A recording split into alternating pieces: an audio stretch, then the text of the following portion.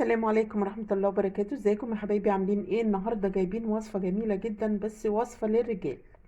الرجال اللي هم مدخنين وعندهم كحة وعندهم بلغم وعندهم أنف الونزة ومناخيرهم مسدودة. النهاردة جايبين لهم الوصفة الجميلة دي. بس قبل ما اقول عليها اعملوا لي اشتراك في القناة ولايك وتفعيل الجرس عشان يوصل لكم كل جديد. النهاردة معانا البابونج، معانا جنزبيل، معانا ورق الراولو، معانا زعتر، معانا نعناع، معانا ليمون. وصفة جميلة جدا وسهلة ومجرباها. بس قبل كل ده هقول لكم على حاجة. هنجيب ربع معلقة ملح ونحطها كده علشان الناس اللي عندها احتقان في المناخير في الأنف، ونحط عليها مية كده ونقلبهم كويس ونحطها في قطارة او في بخاخة. واللي هو المدخن اللي عنده احتقان في المناخير في الأنف يعمل بخاخة مرتين او 3 او 4، يعني حسب ايه، ما هو حسب وقته، ما هو فاضي. ويعمل استنشاق في الأنف، ان شاء الله هيزول والأنف هتبقى كويسة، ومش يبقى فيه انسداد ولا اي حاجة. عندنا كمان نشيل دي ونجيب برطمان او اي حاجة فيها مية مغلية. هنعمل ايه؟ هنحط عليها الليمون.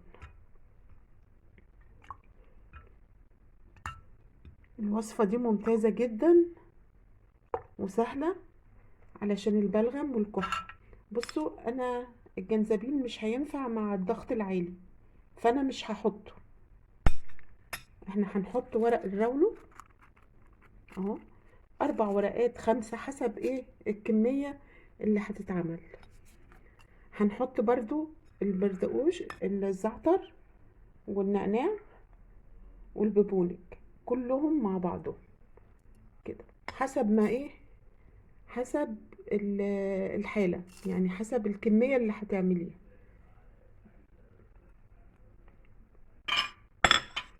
الوصفة دي يا جماعة وصفة ممتازة جدا، جربوها وقولوا لي رأيكم فيها. النهاردة وصفة الرجال ممتازة جدا علشان بس نقيهم من الكحة والسجاير، يعني لازم نبطلها لأن السجاير دي مضرة وبتجيب أمراض سرطانية وبتجيب ربو، وبتجيب أمراض وحشة جدا. فإن شاء الله اللي بيشرب سجاير يبطلها. وهنشرب هنشرب الوصفة دي، وصفة ممتازة جدا. هنشرب كوباية على الريق وكوباية قبل الأكل يعني 7 8 مرات في اليوم. البلغم هيذوب وهينزل والأنف هتبقى كويسة.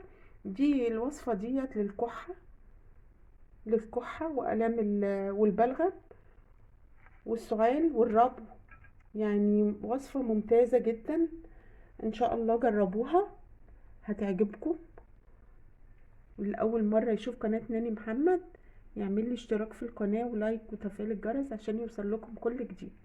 عايزة بس اقول لكم على حاجة، ان التدخين مش بيضركم انتوا بس، بيضر كل اللي حواليكم، كل الناس اللي حواليكم.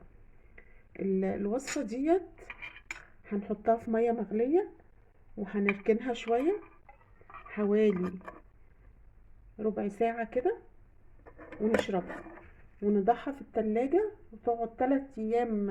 الوصفة ديت ممكن ما يجرالهاش حاجة لو عاملين كمية كبيرة، وتقعد 3 ايام في التلاجة مش هيجرالها اي حاجة.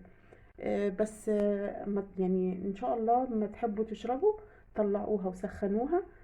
ما يشربش اي حاجة سخنة جدا، تتشرب دافية علشان تجيب نتيجة. ونعمل كمان غرغرة بالمية دي، غرغرة للزور، بتنزل الميكروبات والفيروسات. المية ام ملح دي جميلة جدا يا جماعة، جربوها. والله احنا جربناها في البيت، ممتازة جدا. بنحط نقطتين في الأنف هنا وهنا، ويعني 5 6 مرات في اليوم حسب بقى ايه الإنسان، ما هو فاضي أو قاعد في البيت. وصفة ممتازة جدا، بتخلي النفس كويس، مفيش ضيق في النفس ولا حاجة. ممتازة جدا، جربوها. ان شاء الله وصفة جميلة للرجال المدخنين، ويا رب كده يبطلوا تدخين، علشان التدخين بيجيب امراض مش كويسة. ربنا يا رب يعفي عنا. وان شاء الله استنوني في الوصفة الجاية.